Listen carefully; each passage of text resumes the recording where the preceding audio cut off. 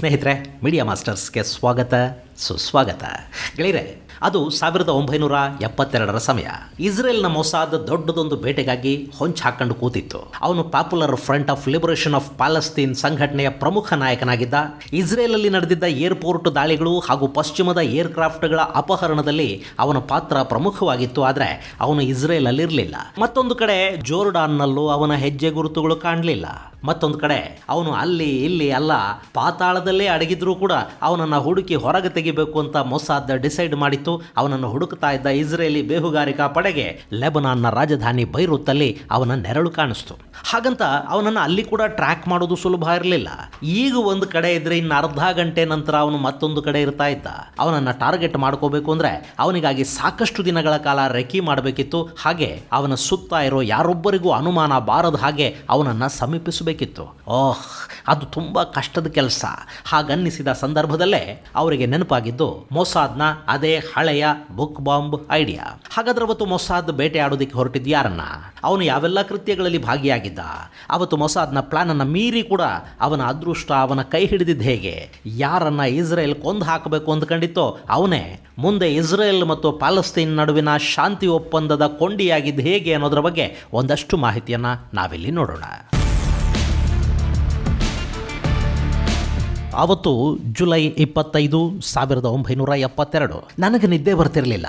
ಸಾಮಾನ್ಯವಾಗಿ ನಾನು ಬೆಳಗ್ಗೆ ಹೊತ್ತು ಮಲಗೋದನ್ನ ಅಭ್ಯಾಸ ಮಾಡ್ಕೊಂಡಿದ್ದೆ. ರಾತ್ರಿ ಎಲ್ಲ ಓಡಾಟ, ಒಂದಷ್ಟು ಬರವಣಿಗೆ. ಇಸ್ರೇಲ್ನ ಮೊಸಾದ್ ಏಜೆಂಟರ ಕಣ್ಣು ತಪ್ಪಿಸಬೇಕಿತ್ತು. ಹೀಗಾಗಿ ಒಂದಷ್ಟು ಹೊತ್ತು ಡ್ಯಾನ್ಸ್ ಬಾರಲ್ಲಿ ಇರ್ತಾ ಇದ್ದೆ ನಾನು. ಮತ್ತಷ್ಟು ಹೊತ್ತು ಬೇರಿನ್ಯಾವುದೋ ಕೆಫೆಯಲ್ಲಿ ಕೂತಿರ್ತಾ ಇದ್ದೆ. ಆ ಬಳಿಕ ನನ್ನ ಮನೆ. ಅಲ್ಲಿ ಕೂಡ ಹೆಚ್ಚು ಹೊತ್ತಿರೋದಕ್ಕಾಗ್ತಾ ಇರಲಿಲ್ಲ. ಸೊ ರಾತ್ರಿ ಎಲ್ಲ ಓಡಾಡ್ತಲೇ ಇದ್ದೆ. ಇನ್ನೇನು ಜಗತ್ತು ನಿದ್ರೆಯಿಂದ ಎಚ್ಚರಗೊಳ್ಳುತ್ತೆ ಅನ್ನುವಾಗ ನನಗೆ ನಿದ್ರೆ ಶುರು ಆಗ್ತಾ ಇತ್ತು. ಜಗತ್ತು ಮಲಗಿದ್ದಾಗ ಎಚ್ಚರವಾಗಿರೋದು, ಜಗತ್ತು ಎದ್ದ ಮೇಲೆ ನಿದ್ದೆಗೆ ಜಾರೋದು, ಇದು ನನ್ನ ಅಭ್ಯಾಸ ಆಗೋಗಿತ್ತು. ಸ್ವಲ್ಪ ಎಚ್ಚರ ತಪ್ಪಿದ್ರು ಯಾಮಾರಿದ್ರು ಮೊಸಾದ್ ನನ್ನನ್ನು ಮುಗಿಸಿ ಬಿಡುತ್ತೆ. ಹಗಲಲ್ಲಿ ನಾನು ಯಾರ ಕಣ್ಣಿಗೂ ಬೀಳಲೇಬಾರ್ದು ಅಂತ ನಿರ್ಧಾರ ಮಾಡಿದ್ದೆ. ಸೂರ್ಯನ ಬೆಳಕನ್ನು ಕಂಡು ಅದೆಷ್ಟು ದಿನಗಳಾಗಿ ಹೋಗಿದ್ವು. ನನ್ನ ಬದುಕಿನ ಶೈಲಿನೇ ಬದಲಾಗಿ ಹೋಗಿತ್ತು. ಮೊಸಾದ್ ನನಗಾಗಿ ಹುಡುಕ್ತಾ ಇರೋದು ನನಗೆ ಗೊತ್ತಿತ್ತು. ಅದೊಂಥರ ಇಲಿ ಬೆಕ್ಕಿನ ಆಟ.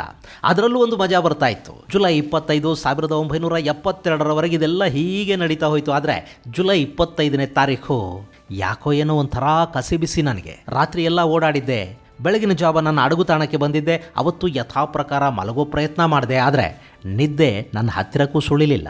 ಎದೆಯಲ್ಲಿ ಯಾರೋ ಕೈ ಇಟ್ಟು ತಿರುಗ್ತಾ ಇದ್ದಾರೇನೋ ಅನ್ನೋ ಥರ ತಳಮಳ.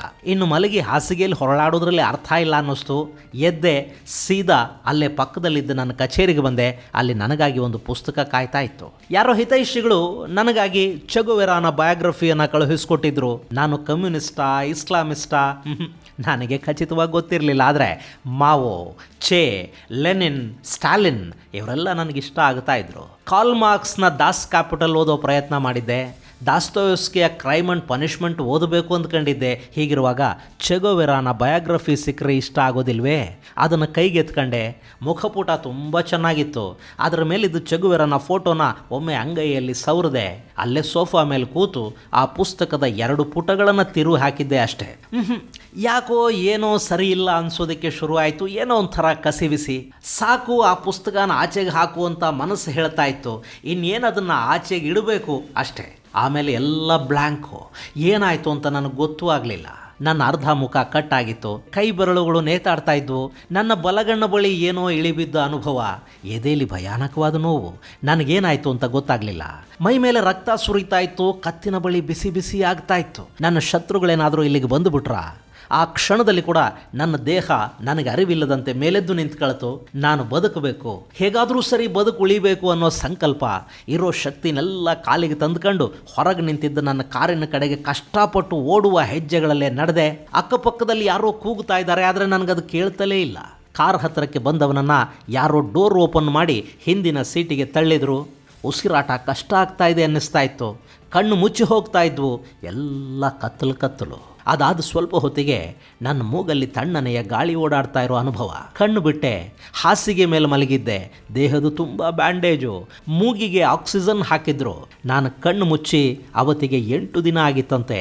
ನನಗೆ ಸಾಕಷ್ಟು ಆಪರೇಷನ್ಗಳಾಗಿವೆ ಅಂತ ಹೇಳಿದರು. ಆದರೆ ಎಲ್ಲದಕ್ಕಿಂತ ದೊಡ್ಡ ಆಪರೇಷನ್ ಅಲ್ಲಿ ಮೊಸಾದ್ ಮಾಡಿತ್ತು. ಇಷ್ಟಾದರೂ ನನ್ನನ್ನು ಕೊಲ್ಲೋದ್ರಲ್ಲಿ ಅವರು ವಿಫಲ ಆಗಿದ್ದರು. ನಾನು ಬದುಕುಳ್ಕೊಂಡು ಬಿಟ್ಟಿದ್ದೆ. ಆದರೆ ಹಿಂದಿನ ಹಾಗೆ ಬದುಕೋದಕ್ಕೆ ನನಗಿನ್ನು ಸಾಧ್ಯ ಆಗತ್ತಾ?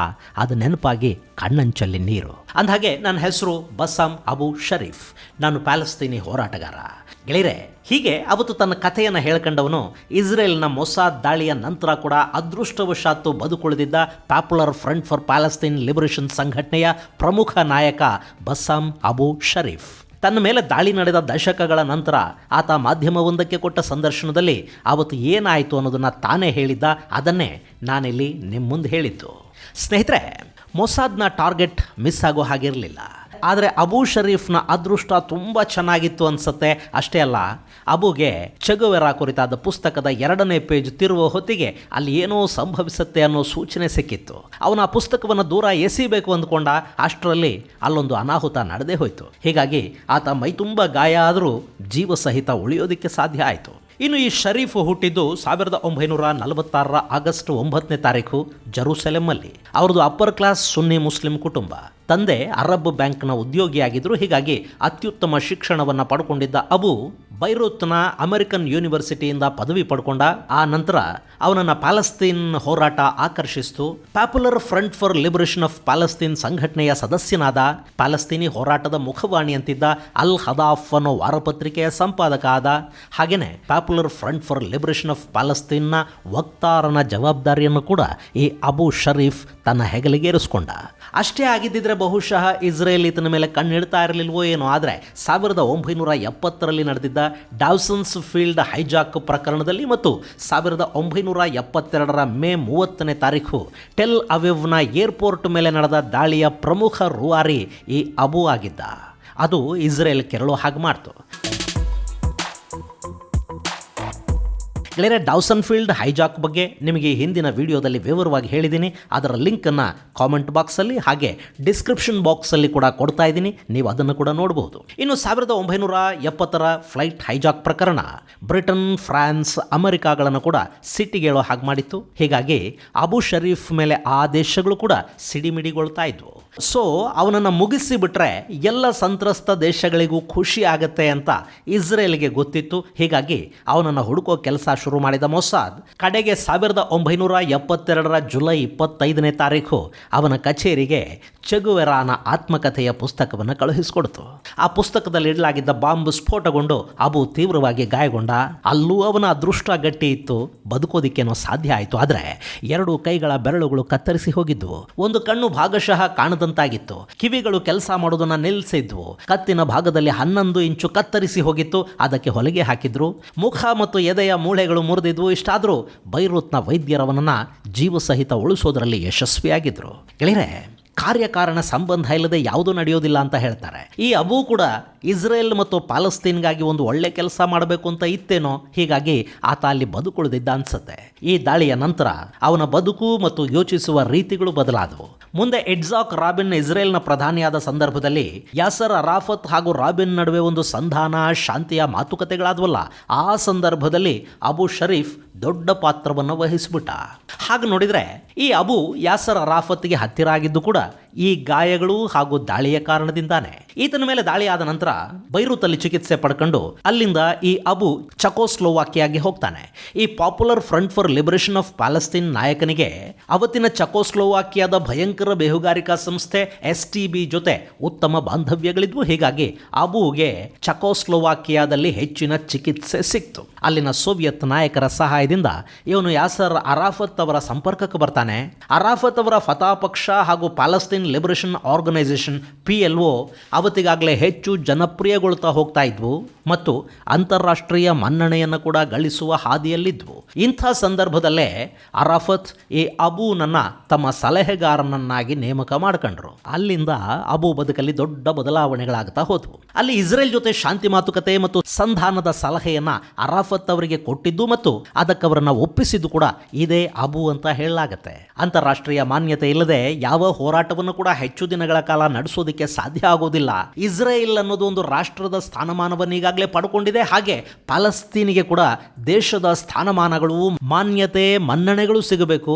ಹಾಗಾದಾಗ ಮಾತ್ರ ಸಮಾನ ಸ್ಕಂದರಾಗಿ ಇಸ್ರೇಲ್ ಜೊತೆ ಮಾತುಕತೆಯನ್ನು ಮಾಡೋದಕ್ಕೆ ಸಾಧ್ಯ ಆಗುತ್ತೆ. ಇಲ್ಲದೇ ಇದ್ರೆ ಜಗತ್ತು ನಮ್ಮನ್ನ ಪ್ರತ್ಯೇಕತಾವಾದಿಗಳ ಹಾಗೆ, ಭಯೋತ್ಪಾದಕರ ಹಾಗೆ ನೋಡುತ್ತೆ ಅನ್ನೋದನ್ನ ಪ್ಯಾಲೆಸ್ತೀನಿ ನಾಯಕರಿಗೆ ಅರ್ಥ ಮಾಡಿಸಿದ್ದು. ಅಲ್ಲಿ ಜೋರ್ಡಾನ್ ನದಿಯಿಂದ ಮೆಡಿಟರೇನಿಯನ್ ವರೆಗೆ ಎಲ್ಲ ನಮಗೆ ಬೇಕು ಅನ್ನೋದಕ್ಕಿಂತ ಇಸ್ರೇಲ್ ಹಾಗೂ ಪ್ಯಾಲೆಸ್ತೀನ್ ಅನ್ನೋ ಎರಡೂ ದೇಶಗಳು ಒಟ್ಟಿಗೆ ಇರೋ ಥರದ 2 ಸ್ಟೇಟ್ ಸೊಲ್ಯೂಷನ್ ಕೊಟ್ಟಿದ್ದು ಕೂಡ ಇದೇ ಅಬು ಅಂತ ಹೇಳ್ತಾರೆ. ಇದು ಇಸ್ರೇಲ್ಗೆ ಕೂಡ ಒಪ್ಪಿತ ಅನ್ನಿಸ್ತು. ವಿಶ್ವಸಂಸ್ಥೆ ಕೂಡ ಇದನ್ನು ಒಪ್ಪಿತು. ಹೀಗಾಗಿ ಓಸ್ಲೋದಲ್ಲಿ ಮಾತುಕತೆಗಳಾದವು. ಆ ಒಪ್ಪಂದ ಯಶಸ್ವಿಯಾಗಿ ಪ್ಯಾಲೆಸ್ತೀನ್ನಲ್ಲಿ ಫತಾ ಸರ್ಕಾರ ಬಂತು. ಯಾಸರ್ ಅರಾಫತ್ ಆ ಸರ್ಕಾರದ ಮುಖ್ಯಸ್ಥರು ಆದರು. ಸಾಕಷ್ಟು ದೇಶಗಳು ಪ್ಯಾಲೆಸ್ತೀನ್ ಸರ್ಕಾರವನ್ನು ಗುರುತಿಸಿದ್ವು. ಅಲ್ಲವರಿಗೆ ಬಹುದೊಡ್ಡ ರಾಜಕೀಯ ಗೆಲುವು ಸಿಕ್ತು. ಆ ನಂತರ ಈ ಅಬು ಶರೀಫ್ನನ್ನು ಇಸ್ರೇಲ್ ಕೂಡ ಏನು ಮಾಡೋದಕ್ಕೆ ಹೋಗಲಿಲ್ಲ. ಅಬು ಇವತ್ತಿಗೂ ಜೀವಂತವಾಗಿದ್ದಾರೆ. ಒಂದು ವೇಳೆ ಮೊಸಾದ್ಗವರನ್ನು ಮುಗಿಸಲೇಬೇಕು ಅನ್ನೋ ಇಚ್ಛೆ ಇದ್ದಿದ್ರೆ ಯಾವತ್ತೋ ಮುಗಿಸಿ ಬಿಡ್ತಾ ಇತ್ತೋ ಏನೋ. ಆದರೆ ಅಬು ಹಮಾಸ್ನ ಕಡು ವಿರೋಧಿಯಾಗಿ ಗುರುತಿಸ್ಕೋತಾರೆ. ಇವತ್ತು ಅರಾಫತ್ ಇರಬೇಕಿತ್ತು ಅಂತ ಪದೇ ಪದೇ ಆತ ಹೇಳ್ತಾರೆ. ಹಾಗೆ ಅರಾಫತ್ಗೆ ಅವರದ್ದೇ ಜನ ವಿಷ ಹಾಕಿ ಕೊಂದ್ರು ಅಂತ ಕೂಡ ಅಬು ಹೇಳ್ತಾ ಇರ್ತಾರೆ. ಆತನಿಗೀಗ ಉಗ್ರವಾದ, ಭಯೋತ್ಪಾದಕ ದಾಳಿಗಳ ಮೇಲೆ ಆಸಕ್ತಿ ಇಲ್ಲ. ಶಾಂತಿಯಿಂದ ಸಾಧಿಸಿದರೆ ಮಾತ್ರ ಪ್ಯಾಲೆಸ್ತೀನ್ ಸಿಗುತ್ತೆ ಅನ್ನೋ ನಂಬಿಕೆಯನ್ನು ಹೊತ್ತ ನಾಯಕ ಈ ಅಬು ಶರೀಫ್. ಇನ್ನು ಅಬು ಇಸ್ರೇಲ್ ಮೇಲೆ ಕೂಡ ಒಂದಷ್ಟು ಗುರುತರ ಆರೋಪಗಳನ್ನು ಮಾಡಿರುವುದಿದೆ.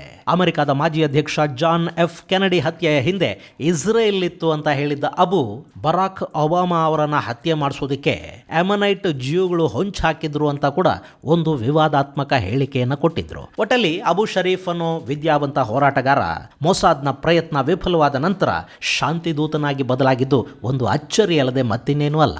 ಇದು ಗೆಳೆಯರೆ, ಮೊಸಾದ್ನ ಪ್ಲಾನ್ ಫೇಲ್ ಆದರೂ ಇಸ್ರೇಲಿನ ಆಪರೇಷನ್ ಯಶಸ್ವಿಯಾದ ಕಥೆ. ಮುಂದಿನ ಸಂಚಿಕೆಯಲ್ಲಿ ಮತ್ತಷ್ಟು ವಿಶೇಷಗಳ ಜೊತೆ ಮತ್ತೆ ಭೇಟಿಯಾಗೋಣ. ಅಲ್ಲಿವರೆಗೆ ಜೈ ಹಿಂದ್, ಜೈ ಕರ್ನಾಟಕ.